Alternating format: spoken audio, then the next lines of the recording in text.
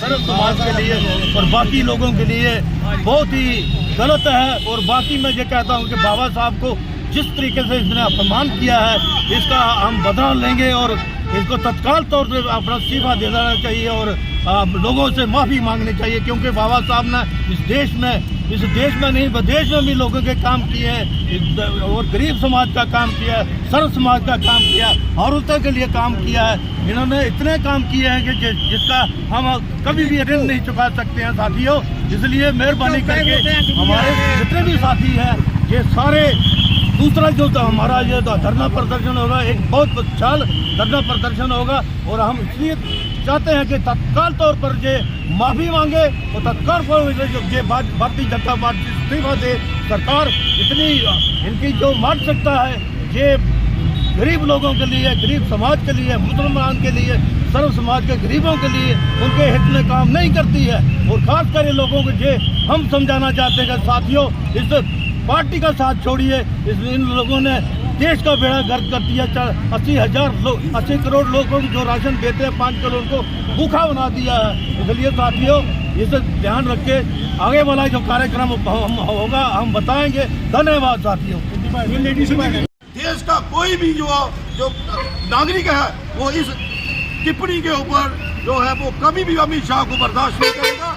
लिहाजा हम पूरे भारतवर्ष को ये कहना चाहते हैं कि आइंदा भी अगर किसी ने बाबा साहब के ऊपर कोई ऐसी टिप्पणी दी जिससे पूरे हिंदुस्तान के लोगों का जो दिल की ठेस पहुंचे, और ऐसे लोग जो अपनी मानवता को बिल्कुल एक सोची समझी चाल के ऊपर जो चलाना चाहते हैं, पूरे हिंदुस्तान के ऊपर वो जो लड़ाई का झगड़ा और पैदा करना चाहते हैं, और खासकर जो देश का जो गृह मंत्री है ऐसी टिप्पणी दे, ये बहुत ही शर्मनाक है।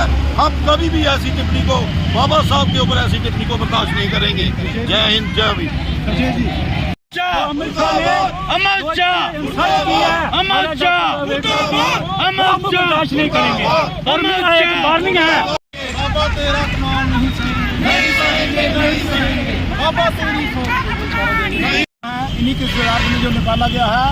आज हम ये कहना चाहेंगे, आज उस अमित शाह को इस्तीफा देना होगा। अमित शाह को, जिसने पूरे पार्लियामेंट के अंदर, जो देश का पार्लियामेंट के अंदर उसने जो बाबा साहब के अपशब्द बोले हैं, उसने क्या कहा है?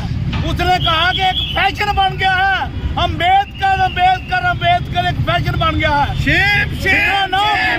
इतना नाम अगर भगवान का लेते तो 7 जन्मों तक स्वर्ग में पहुंच जाते। आज भी पूछना चाहूंगा अमित शाह से, कौन सा स्वर्ग है, कौन सा तू उसका एजेंडा है भगवान का जो स्वर्ग में लेने जा रहा है? बाबा साहब ने हमारे लिए धरती पर स्वर्ग लाया है, औरतों के लिए स्वर्ग लाया है, सभी को हक दिए। मैं कहना चाहूंगा कि संविधान से पहले औरतों की क्या हालत थी, मजदूरों की थी, दलितों पिछड़ों की क्या हालत थी। आज हम फील करते हैं कि आज हमारे लिए स्वर्ग धरती पर लाया है, तो बाबा साहब ने लाया है। आज हम उनका भी वारण करेंगे। बाबा साहब की बदौलत 84 मेंबर पार्लियामेंट जो शेड्यूल का सीटों से जीत कर आए हैं, 44 जो मेंबर पार्लियामेंट शेड्यूल ट्राइब से जीत कर आए हैं, आज उनको भी स्पष्ट करना होगा। अपनी रणनीति बताइए, अपना स्टैंड बताइए। आप अमित शाह की स्टेटमेंट के साथ हैं या फिर बाबा साहब के साथ हैं? जो लोग उसके डिफेंस में आएंगे, हम उन लोगों के घरों का घेराव करेंगे। जो 7 MLA जहाँ से हैं, मोर्चों में बैठे हुए लोग हैं, आज उनको अपना स्टैंड क्लियर करना होगा। जो भी उसके डिफेंस में आएगा, हम उनके घरों में हम घेराव करेंगे। आज पूरे देश के अंदर इसने जो अपमान बाबा साहब का किया है, वो भी पार्लियामेंट के अंदर किया है। इससे मैं इसको फौरी तौर पर से इस्तीफा देने का, मैं नरेंद्र भाई मोदी आने पर प्राइम मिनिस्टर से ऐसे मंत्री को फौरी तौर पर बर्खास्त करना चाहिए। जय भीम।